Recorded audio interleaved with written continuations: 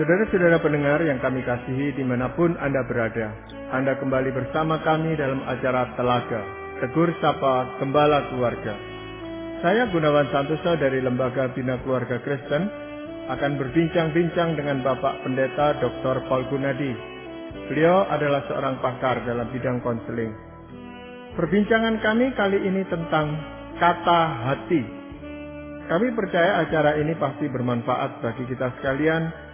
Dan dari studio kami mengucapkan selamat mengikuti. Pak Paul, kalau kita entah disadari atau tidak, kadang-kadang suka berdialog dengan diri sendiri dan kadang-kadang ada semacam suara yang kita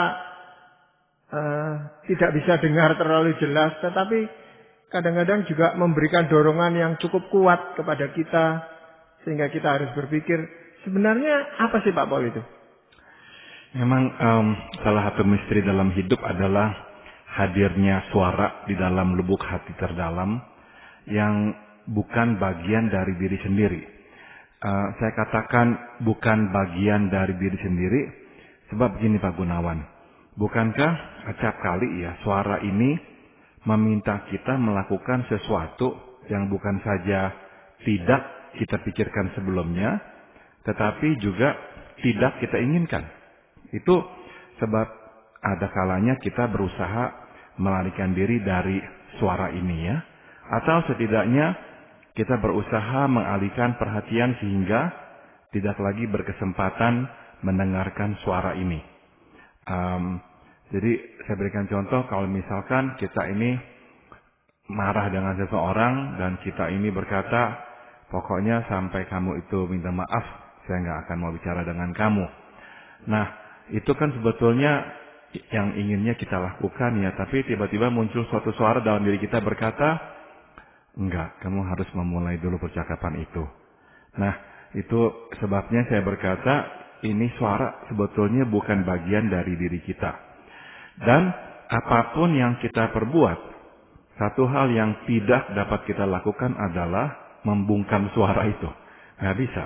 Suara itu tetap berkata-kata. Tidak peduli didengarkan atau tidak. Jadi kita misalnya berkata, enggak, saya nggak mau. Tapi itu suara tetap berkata, enggak, kamu harus. Itu suara sepertinya tuh nggak kenal kompromi. Tetap akan berkata, kamu harus memulai percakapan dengan dia. Nah, jadi benar-benar kita itu nggak bisa membungkam suara itu.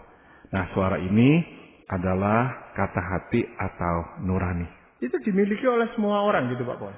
Iya Pak Gunawan, setiap manusia mempunyai suara ini atau kata hati ini. Kenapa disebut kata hati? Apakah itu bukan berasal dari pikiran kita sendiri Pak Paul? Nah, masalahnya adalah kalau kita katakan dari pikiran kita sendiri, pikiran kita kan sebetulnya yang tadi saya sebut itu. Kita nggak mau bicara lagi sama orang itu sampai dia yang memulai percakapan. Itu pikiran kita. Itu yang kita inginkan. Kita nggak punya lagi pikiran lain. Tapi suara itu tiba-tiba muncul. Dan kenapa saya katakan bukan bagian dari diri kita, sebab nomor satu kita nggak pikir untuk mau begitu, nomor dua kita nggak suka dengan perkataan itu. Jadi justru kalau bisa tuh kita ingin melarikan diri benar-benar ya dari suara itu, kita nggak mau dengar. Jadi kalau kita berkata itu dari diri kita sendiri, saya percaya memang bukan, sebab benar-benar itu berlawanan dengan kehendak hati kita. Apakah itu berarti bahwa di dalam diri kita ini ada dua kepribadian gitu Pak Paul? Enggak ya Pak Gunawan. Jadi dalam diri kita memang hanya ada satu kepribadian. Namun entah mengapa, nah nanti kita akan bahas, di dalam diri setiap manusia ada suara itu. Nah nanti kita akan mencoba untuk menyimak ya sebetulnya apa sih suara itu dan dari manakah datangnya suara itu. Iya, jadi sebelum kita lebih jauh bicara ini tentu kami berharap Pak Paul bisa menjelaskan apa sebenarnya suara itu Pak Paul. Istilah kata hati atau nurani ya. Nah kata nurani itu berasal dari kata nur ya. Yang berarti sinar atau cahaya Pak Gunawan. Nah kita tahu bahwa suara ini selalu meminta kita melakukan sesuatu yang mulia, yang terang. Dengan cara memberikan panduan atau pencahayaan agar kita dapat melihat jalan yang semestinya ditempuh. Nah, kita pun mafhum bahwa suara ini menerangi perbuatan yang kita lakukan bahkan di dalam gelap sekalipun. Itu sebab kendati tidak dapat dilihat, apalagi diketahui orang, bagi kita yang melakukannya, kita tetap mengetahui nilai moral dari perbuatan itu. Baik atau buruk, benar atau salah. Jadi misalkan kita itu mengerjakan tugas sekolah, tapi kita itu sebetulnya menyontek. Dan nggak ada yang melihat, karena kita mengerjakannya di rumah.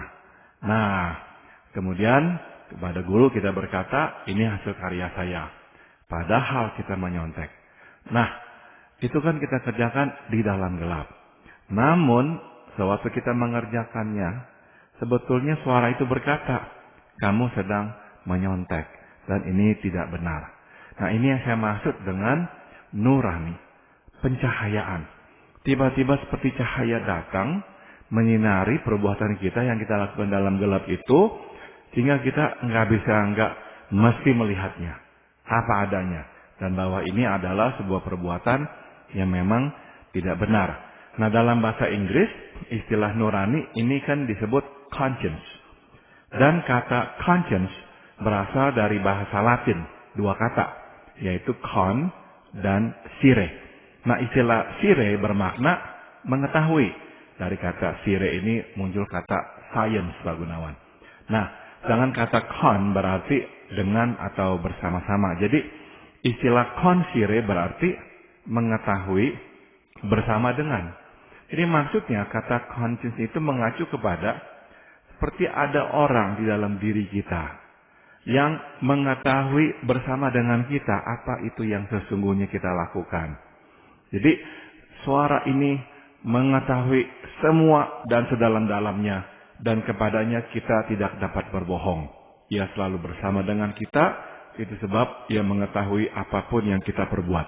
Jadi kata hati ini selamanya positif gitu Pak Paul? Betul Pak Gunawan. Kata hati selamanya positif karena selalu menuntun kita melakukan hal yang benar. Jadi kalau ada suara lain yang berkata, misalnya tadi mencontek itu, kita sudah ditegur oleh suara atau kata hati itu, tetapi ada suara lain yang berkata, tidak apa-apa kok, orang lain juga berbuat seperti itu. Ini suara yang mana lagi Pak Paul? Itu kita. Itulah kita. Karena kita mencoba membenarkan tindakan kita Pak Gunawan. Nah, yang menuduh kita, yang menegur kita, yang mencahayai kita, sehingga kita melihat apa yang benar, nah itulah nurani. Itulah kata hati. Apakah inspirasi seseorang yang dimiliki oleh seseorang juga berasal dari kata hati ini Pak Paul? Betul, jadi kalau kita itu mendapatkan suatu dorongan ya Pak Gunawan, melakukan sesuatu yang mulia, yang sebetulnya kita tahu ini akan merugikan kita, bahkan mengorbankan diri kita, tapi kita tetap mau melakukannya. Nah, inspirasi seperti itu muncul dari biasanya memang nurani itu, kata hati itu Pak Gunawan. Nah, ini dari mana asalnya kata hati itu Pak Paul?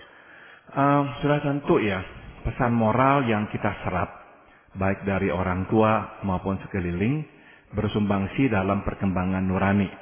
Sebagai contoh ya, kita tahu bahwa belajar bukan saja baik, tetapi merupakan tanggung jawab kita sebagai pelajar. Itu sebab sewaktu kita tidak belajar, misalnya ya kita malah bermain video games, kita pun merasa bersalah karena nurani menegur kita yang lalai melakukan sesuatu yang seharusnya dilakukan. Nah, pada umumnya pesan moral semacam ini diserap dari lingkungan dan menjadi bagian dari suara atau kata hati. Namun, nurani atau suara ini lebih dari sekadar pesan moral dari lingkungan. Jika, ya saya berikan sebuah hipotesis, jika suara atau nurani seluruhnya berasal dari pesan moral lingkungan, maka seharusnya apapun yang diajarkan lingkungan diterima sepenuhnya tanpa ada pesan lain atau alternatif lain. Nah, kenyataannya adalah tidak selalu kita mengikuti pesan moral lingkungan. Kadang kita malah melawan pesan moral lingkungan. Ya, entah mengapa kita menyadari bahwa pesan moral lingkungan bukanlah pesan moral yang termulia. Saya berikan contoh, misalnya orang tua kita ini ya bukannya orang jahat, bukan orang baik, tapi ya manusia terbatas. Dan misalkan orang tua kita sering berkata begini, kamu ini jangan bodoh. Kalau orang minta tolong, jangan cepat-cepat berkata iya. Ya, ingat itu. Jangan bodoh. Apa yang orang lain katakan, minta tolong, dan jangan kamu langsung berikan. Ya. Nah, ini kan pesan moral yang kita terima dari orang tua kita. Dan kita nggak mengenal pesan moral yang lain ya dari lingkungan. Misalkan seperti itu. Nah, misalkan suatu hari kita ini sedang berjalan dan kemudian melihat seorang tukang minta-minta. Dia mengeluarkan tangan meminta uang kepada kita. Nah, sebetulnya kita punya uang, kita mau gunakan untuk membeli sangu. Kemudian tiba-tiba suara itu berkata dalam hati kita, berikan uangmu kepada orang yang mengemis itu.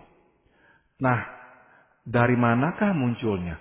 Kalau nurani kita sepenuhnya berasal dari pesan moral lingkungan, dalam hal ini orang tua kita, kan seharusnya tidak ada lagi suara yang lain, hanya yang dari orang tua kita.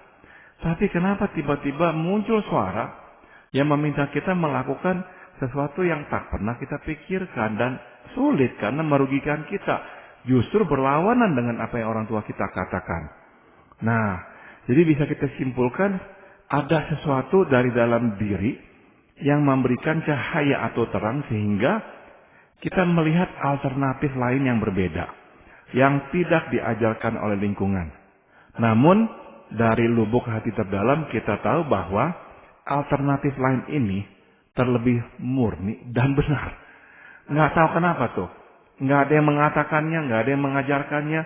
Tapi dari dalam hati kita tahu bahwa pesan suara ini, berikan uang itu kepada si pengemis, lebih mulia ketimbang pesan yang kita terima dari lingkungan atau dalam hal ini orang tua kita yang berkata, kalau orang minta, kamu jangan langsung kasih. Nah, suara itu memang adalah cahaya, penuntun, yang menyadarkan kita bahwa ada yang benar, yang sungguh-sungguh mulia, yang dapat kita perbuat.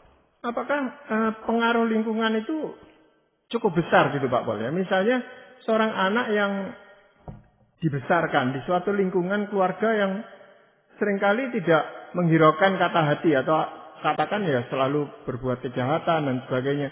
Dibandingkan dengan seorang anak yang dibesarkan dalam suatu keluarga yang baik-baik, yang terus memberikan bimbingan untuk mendengarkan kata hati itu. Itu benar sekali Pak Gunawan, akan ada bedanya. Akan ada bedanya. Jadi anak yang dibesarkan dalam lingkungan di mana dia terus menerima pesan-pesan yang salah, yang keliru ya. Nah, lama-kelamaan sudah tentu pesan moral itu tuh akan mempengaruhi si anak sehingga meskipun suara itu tetap menunjukkan kebenaran apa yang mesti dilakukan dan sebagainya, namun nggak bisa disangkal perlawanan dari lingkungan yang diserap menjadi pesan moral si anak itu akan berusaha benar-benar ya melawan suara tersebut. Tapi sebaliknya, kalau lingkungan kita lingkungan yang juga baik, yang juga mementingkan hal yang benar, mementingkan kehendak Tuhan, waktu suara itu berkata, melakukanlah hal yang benar atau apa, nah pesan moral lingkungan lebih sinkron. Udah tentu itu akan lebih mendukung atau memperkuat. Nah, apakah kita sebagai orang beriman boleh mengatakan bahwa suara hati ini adalah suara Tuhan gitu Pak Pol? Saya percaya memang demikianlah ya Pak Gunawan, bahwa benar-benar kalau kita pikir-pikir nggak ada lagi penjelasan lain. Suara ini memang berasal dari Tuhan. Saya berikan contoh yang lain lagi Pak Gunawan yang memperlihatkan bahwa suara ini benar-benar bukan dari manusia, bukan dari lingkungan. Nah, saya ambil ini dari sejarah. Nah, selama beratusan tahun kerajaan Inggris Raya itu melegalkan perdagangan dan pemilikan budak. Praktek kehidupan yang sudah mendarah daging dilakukan manusia di semua benua mulai dari ribuan tahun yang lampau. Jadi bukan dimulai oleh kerajaan Inggris ya, bukan, tapi praktek memelihara budak, pedagang budak itu sudah dilakukan beribuan tahun yang lalu. Nah, seyogianya jika kata hati sepenuhnya berasal dari lingkungan, maka semua orang di kerajaan Inggris meyakini bahwa perbudakan bukanlah sesuatu yang salah. Sebab sekali lagi itu sebuah praktek yang sudah dilakukan turun-temurun. Nggak ada lagi yang mengatakan bahwa ini nggak benar, ini salah. Nggak ada, semua melakukannya. Nah, namun sebagaimana kita ketahui, setidaknya ada seseorang yang bernama William Wilberforce, seorang anggota parlemen, yang menggagas untuk menghapuskan perbudakan. Setelah mencoba bertahun-tahun, akhirnya perbudakan dihapuskan oleh kerajaan Inggris, dan efek perubahan hukum ini menjalar sampai ke Amerika, mantan koloni kerajaan Inggris. Nah, akhirnya kita tahu di bawah Presiden Abraham Lincoln, perbudakan pun dihapuskan. Nah, baik Wilberforce maupun Lincoln, keduanya ini bertumbuh besar di dalam lingkungan yang melegalkan perbudakan. Karena saat itu Lincoln hidup di Amerika di mana perbudakan pun dilegalkan. Namun keduanya menyadari bahwa perbudakan bukan bagian yang terbaik dari diri manusia. Nah, jadi sekali lagi ya, jika kata hati sepenuhnya berasal dari lingkungan, maka keduanya, baik Wilberforce maupun Lincoln, tidak seharusnya mempunyai pesan moral yang lain. Kenyataan bahwa keduanya melihat pesan moral lain yang terlebih mulia, hal ini menandakan bahwa nurani atau kata hati bukan semata pesan moral yang berasal dari lingkungan. Ya, lalu dari mana gitu Pak Paul? Kalau kita tidak bisa mengatakan itu dari lingkungan, kan tidak mungkin tiba-tiba ada suara hati itu gitu Pak Paul. Betul. Nurani jadi memang berasal dari Tuhan sendiri. Kejadian pasal 1 ayat 27 menjelaskan, maka Allah menciptakan manusia itu menurut gambarnya. Menurut gambar Allah diciptakannya dia. Jadi kita ini benar-benar diciptakan Tuhan sangat serupa dengan Tuhan. Nah, kita tahu yang terpenting dari Tuhan bukanlah wujud jasmania. Yang terpenting dari Tuhan adalah nilai-nilai luhur moral, kekudusannya, keadilannya, kasih sayangnya, kesetiaannya. Nah, waktu Tuhan berkata dia menciptakan manusia seturut dengan gambarnya, intinya adalah Tuhan menciptakan kita dengan modal-modal karakter yang seperti Tuhan miliki pula. Nah, jadi benar-benar kita bisa berkata nurani berasal dari Tuhan sendiri, sebab nurani adalah tuntunan yang dititipkan Allah kepada manusia agar ia dapat hidup sesuai dengan kehendak Allah. Iya, itu sebelum manusia jatuh dalam dosa memang kita bisa pahami seperti itu Pak Paul. Tapi bagaimana setelah manusia itu jatuh di dalam dosa? Apakah dosa itu juga mencemari hati nurani yang Tuhan berikan di dalam diri manusia? Nah, jadi saya melihatnya begini Pak Gunawan. Nurani itu sendiri adalah titipan Tuhan. Tuntunan yang Tuhan berikan kepada manusia. Namun, pesan moral yang kita terima dari lingkungan, itu kan enggak selalu mencerminkan kehendak Tuhan dan standar Tuhan.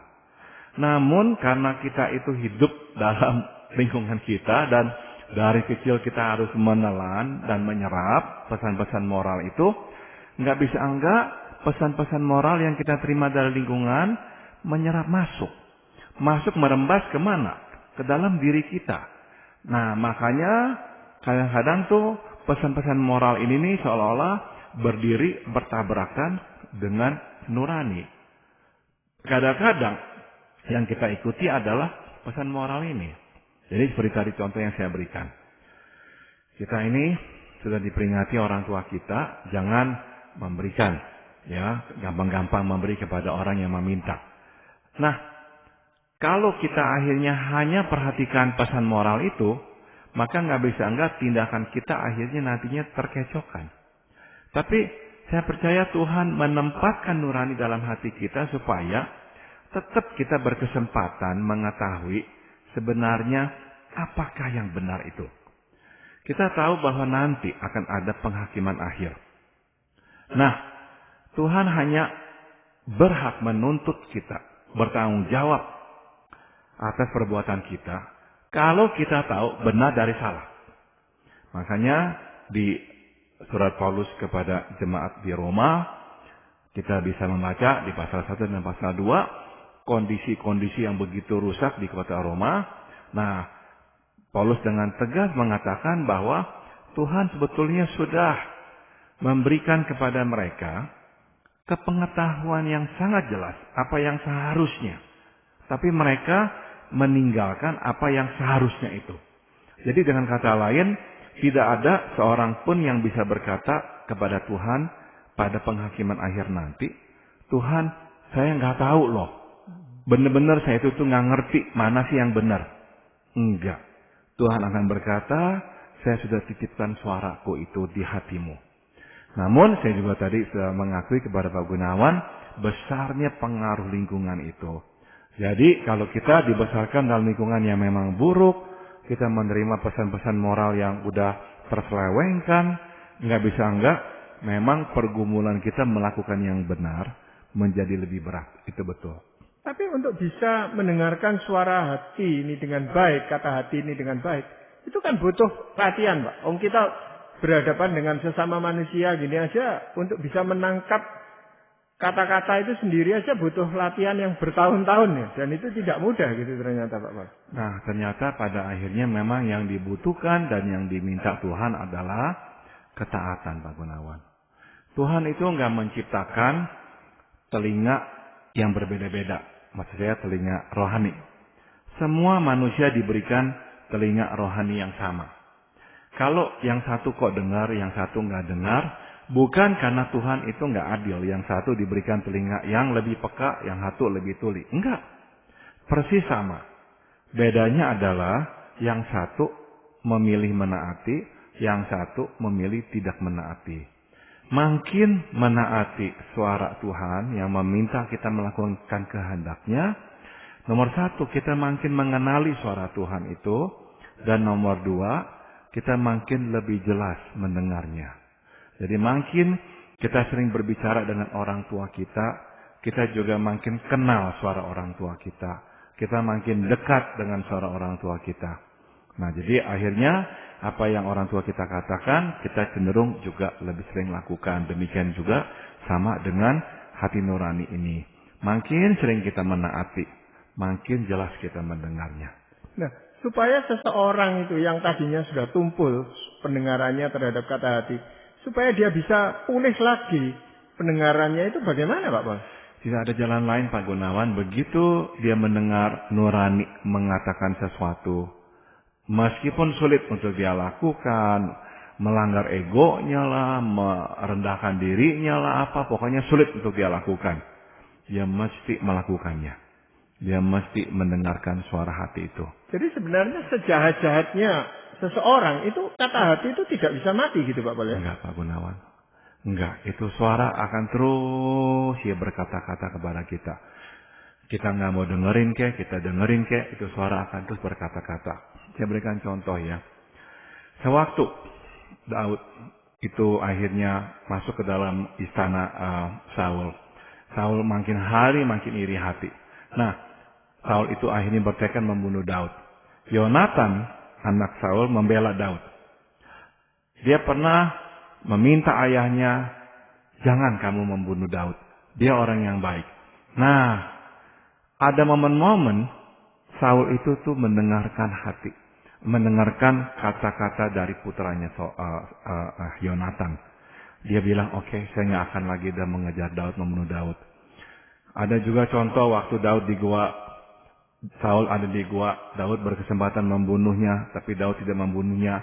Daud berbicara kepadanya, Saul di situ tuh menangis sedih berkata, aduh ilah, saya kok jahat benar mau berbuat begitu kepada kamu. Nah, saya percaya saat itu Saul itu nggak pura-pura, memang dia menyesal. Tapi itulah kelemahan Saul, dia menyesal 2 hari, dia lupa dengan penyesalannya. Jadi apa yang terjadi? Menurut saya detik-detik itu, dia itu tuh seolah-olah disadarkan kembali. Sebab suara itu rupanya sudah sering berkata-kata kepada Saul.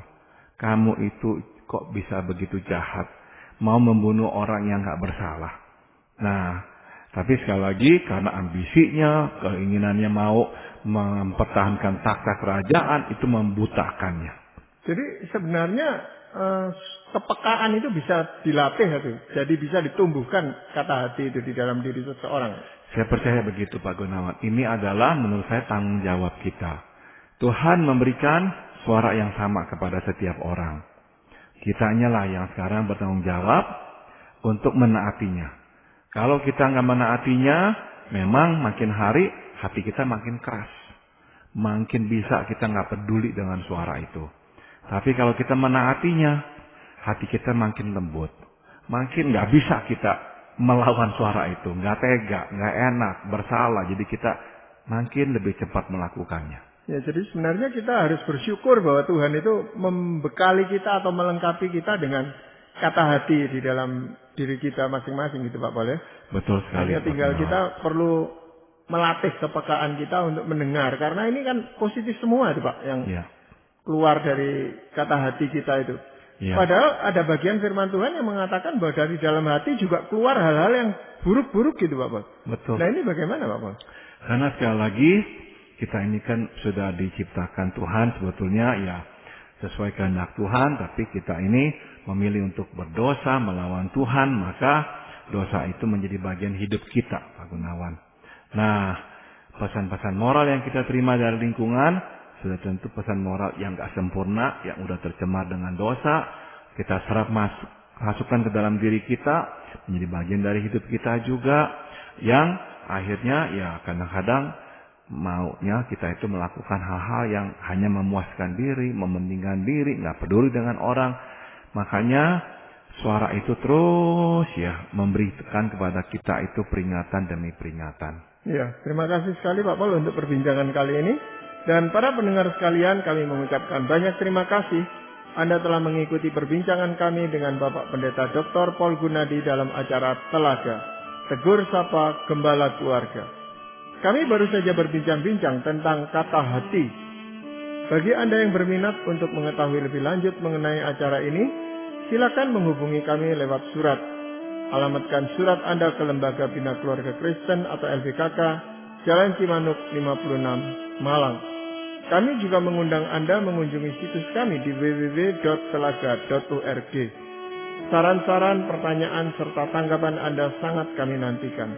Dan akhirnya dari studio kami mengucapkan terima kasih atas perhatian Anda. Sampai jumpa pada acara Telaga yang akan datang.